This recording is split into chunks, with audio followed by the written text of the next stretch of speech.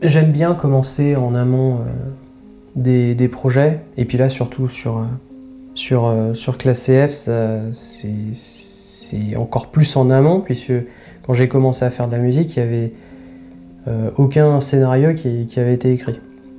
Mais du coup c'est bien parce que en testant et en faisant n'importe quoi, c'est là qu'on va créer des heureux accidents en fait.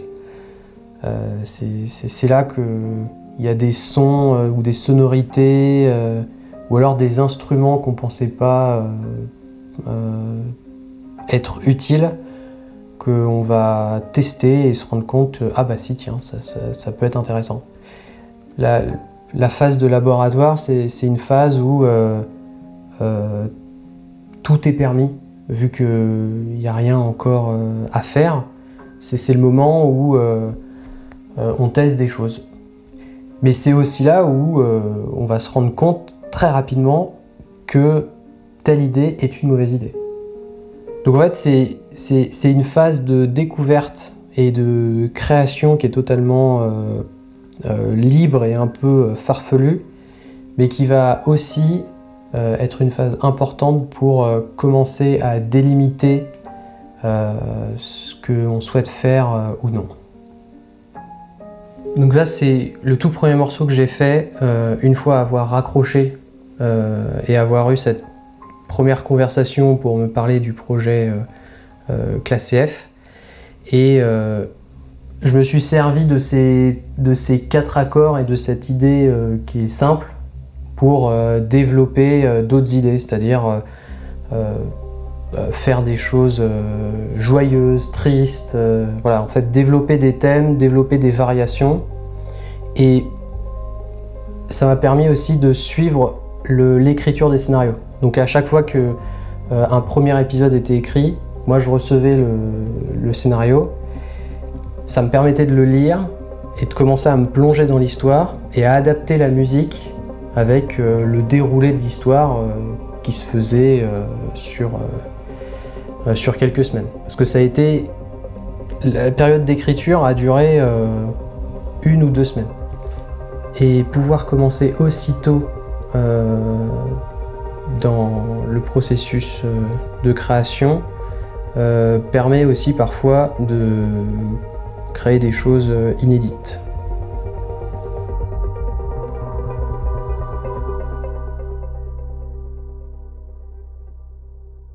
En train de tester pour intégrer une alarme, genre pas une alarme incendie ou une alarme d'immeuble ou une alarme nucléaire comme on peut avoir.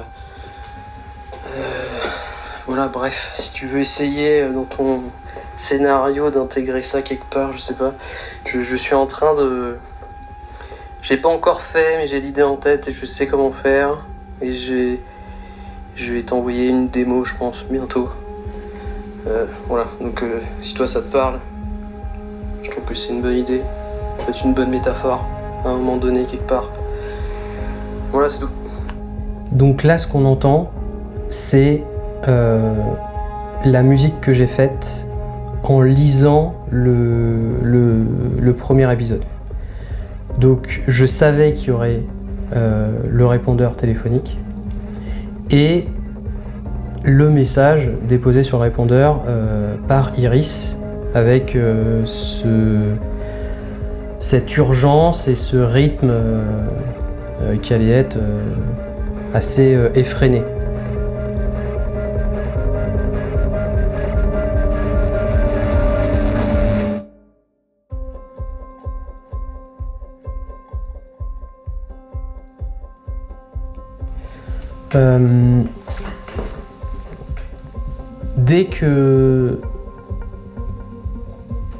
Dès que j'ai su que Lou allait faire partie de la série en tant qu'actrice, je me suis dit que ce serait une opportunité parfaite pour la faire intervenir sur la bande originale.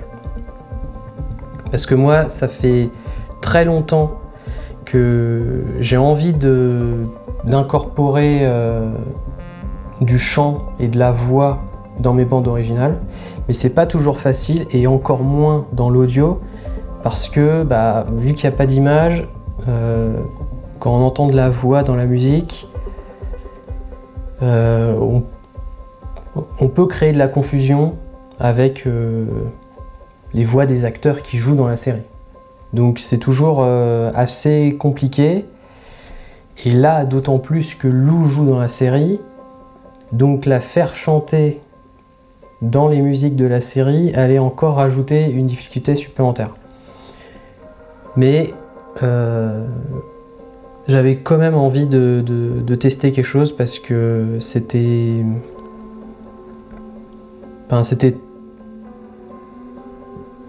Je sais pas en fait réellement si l'opportunité allait se reproduire. Donc j'avais vraiment envie de tester quoi. Et pendant que je réfléchissais à comment la faire intervenir, j'ai eu cette idée de faire des génériques différents à chaque fin d'épisode. Donc on a le thème principal qui intervient dans les 2 premiers épisodes et dans l'épisode final. Et ensuite, à chaque fin d'épisode, le thème est le même, mais la musique est différente. Et éventuellement, dans l'épisode 4, j'ai fait quelque chose d'assez, on va dire, plus orchestral. Et je me suis dit que ce serait l'occasion parfaite pour faire chanter Lou sur le morceau.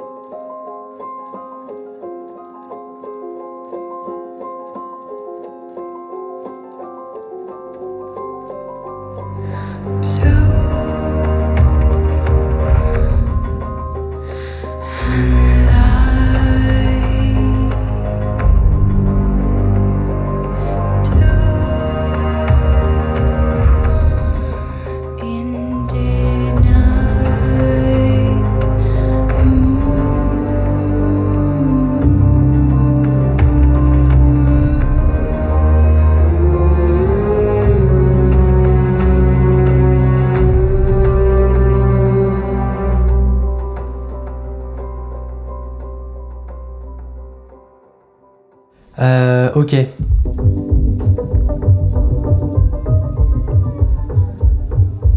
Donc en fait, ce qu'on a fait, c'est que déjà à la suite du premier jour de tournage, moi j'ai fait venir Lou ici pour commencer à enregistrer des choses. En fait, vu que je n'avais absolument, vu qu'on venait tout juste de commencer à tourner la série, j'avais pas créé de musique à l'image, ou en tout cas sur le montage qui allait commencer à être fait. Donc en fait, quand j'ai fait venir Lou, je me suis dit, viens, on enregistre des choses, mais je sais pas ce qu'on va en faire en fait. Et je sais pas si même ça va servir. Mais en tout cas, ce que je lui ai fait faire, c'est ça. C'est-à-dire des staccato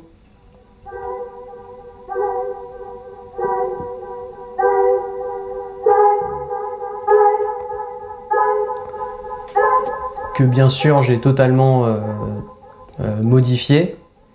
Et éventuellement, donc j'avais que ça en fait, j'avais des staccato qui disent lies, mais qui restent en fait toujours au même niveau.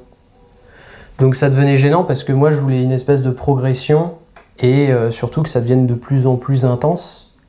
Et j'avais beau dupliquer les pistes pour faire en sorte que ça grossisse, j'avais pas cet effet on va dire de violence et d'énervement. Donc en fait j'ai demandé à Lou qu'elle revienne et qu'on refasse des prises où vraiment elle crie.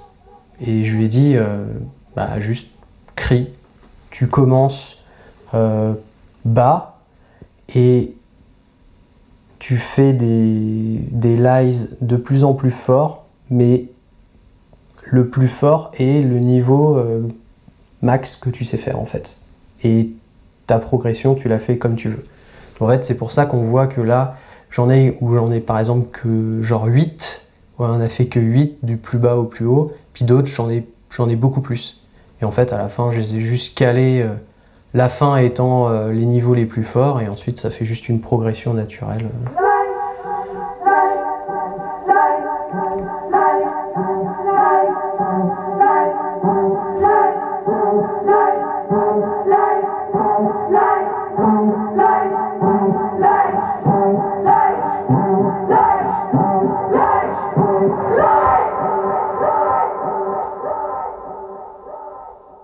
Mais du coup, comment t'as travaillé? Est-ce qu'on t'a dit il faut qu'on ait tel ressenti, tel machin, etc., telle urgence, tel voilà, ou est-ce qu'on t'a dit en gros bah fais ce que tu veux? Parce que tu vois, genre si t'as pas les clés un minimum, comment t'as fait pour savoir quelle ligne directrice artistique, enfin sonore, quelle ambiance donner et rendre? Quel type de produit t'avais, enfin de produit d'ambiance et de son t'avais besoin de donner, tu vois. T'as des trucs qui ressemblent un peu, pas à des battements cardiaques, mais tu sais, ça fait boum boum boum boum. Enfin, tu vois, t'as un son, un beat assez profond et tout qui fait que ça t'oppresse, tu vois, que ça te fout un peu le stress. Qu'est-ce qu'ils t'ont donné en termes de brief pour que tu puisses travailler à partir de ça? On m'a totalement laissé faire ce que je voulais. En fait, musicalement, moi, je me suis créé mon propre univers avant l'écriture des scénarios, mais aussi pendant en fait toute la réalisation de la série. J'ai pas fait face à des problèmes, mais parce que j'ai aussi respecté le ton de la série. C'est un ton particulier qui raconte des faits réels, et donc on est moins enfin on n'est même pas du tout dans quelque chose de surnaturel, etc. Donc la musique n'a pas à être extravagante. Donc elle reste sobre et elle accompagne le discours et le message surtout. En fait, j'avais juste envie de tenter de faire quelque chose de différent par rapport à tout ce que j'avais pu faire précédemment, d'incorporer de la musique électronique, d'essayer encore plus d'ajouter des voix, et ces contraintes un peu que je me suis fixées moi-même, peut-être même inconsciemment, ont créé l'univers musical de la série. Pendant le tournage des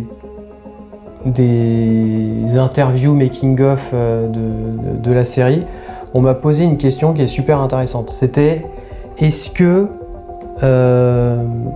j'ai plus de liberté à faire de la musique pour une série audio que pour une série qui a des images, par exemple? Et la réponse, c'est non. C'est beaucoup plus difficile de faire de la musique pour une série audio parce que on ne s'adresse pas à des spectateurs mais à des auditeurs. Quand on a des spectateurs, c'est beaucoup plus simple de faire comprendre très rapidement et facilement que on a de la musique tout d'un coup qui arrive dans l'histoire, que lorsqu'on est dans une fiction audio et qu'on est plongé dans un univers. Un exemple simple, généralement quand on a des images, soit on synchronise la musique au montage, ou en tout cas on essaye de suivre une dynamique et un tempo qui va suivre un peu la dynamique de la scène mais qui est liée aux images, alors que quand on n'a pas d'image et qu'on n'a pas réellement de montage, même si on a quand même du montage audio, c'est la musique en fait qui crée ce rythme-là. Et du coup, c'est difficile. En fait, je sais pas réellement comment expliquer, mais je pense que c'est plus simple de faire de la musique à l'image que de faire de la musique pour une œuvre qui n'a pas d'image.